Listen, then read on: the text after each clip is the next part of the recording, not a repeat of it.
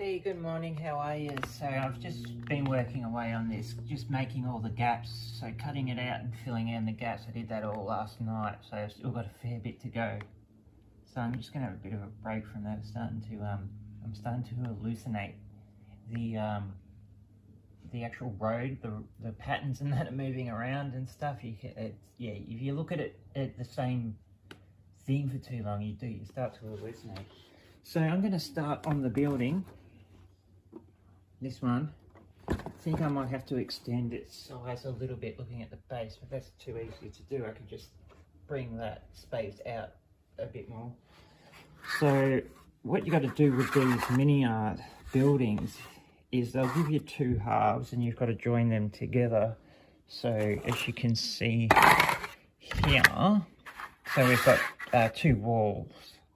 So this one goes with this one and this one goes with this one. So this is the back of the wall. See, that's where the floors were and where the wooden supports were put in. So what I'm going to do is I'm going to cut these out. But it's plastic, so you don't need to cut them out, you know. You don't need to go crazy. I just use my scribe. What do you call these? I found it very handy. I got it for $20. It is a modelling tool. It's for aeroplane modelers. I don't know, they make their panel lines with it. But anyway, I use it to scribe lines. So I'll just come along and you see there, I've just scribed that line. So all you need to do is just mark it and make a line. And when you come back, it'll just snap out. That's what you want to do with these ones. So that's what I'm going to do now. And I'll show you what it looks like. So I'm nearly got this one cut out now. So I'll just scribe out that window. I've got that scribed out. But you can see after it, you do need to do a lot of cleanup. It's not the perfect way to get them out. Well, it is. It's, you know, the best way to get them out. But you're not going to get them out without clean. You've got to clean these all up. So what I've made and what you'll need for this next step, once you get these out, is one of these things, and I'll show you.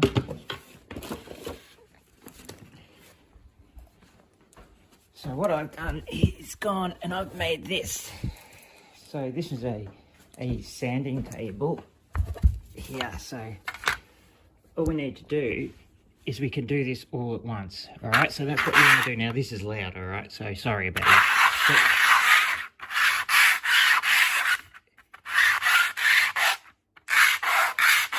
And that's how we're going to be cleaning up this whole thing, all right? So what you want to do is you want to get, can you see where the mold starts and where the actual model starts? You've got to get that backing part off the mold. That'll clean it up heaps, and then we can join it together, all right?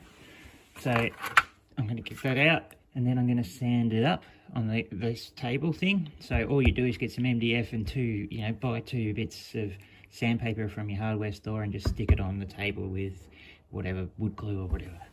All right, so I'm going to get onto that and I'll show you how the model comes out. Hey, so I've finished up doing the sanding on the walls, and you can see that you'll be able to tell when it's finished when all of the excess just starts falling away, and you can just start cleaning it off with your fingers. And you just do a little bit more, and all the excess overhang and everything will just fall away, and all you'll be left with is the actual mold that you want. And then we can start to join them together, and we can start to see how they go together. Now you will find mistakes and stuff, like there was a mistake right here. Had to cut that off. And yeah, so that just goes together now. But first things we got to do is, you'll see in the instructions, so to make our join, we've got to cut this part off, and you'll do it with the other one as well. So you cut that off so that you can join them together. Everything in this is not as hard as it looks. It's not as intimidating, you know, as it looks. So what I'll do now is I'm going to remove this part here as cleanly as I can. and we'll go down and we'll take that off because I don't want to damage the look of the side there. And we'll just clean that up. And also we've got to do a slight angle at the top. Now you can tell the angle from the other side. So when you put these together like this, you just measure it off that, all right? See, like that? So that's where you'll angle it from. And that's where the two are going to join. So that big angle down there is where the two parts of the building will butt up against one another. So I'll get onto that now, and then we'll pull out the other parts and we will put them together as well. All right, let's get onto that. So we've got the two parts joined together now.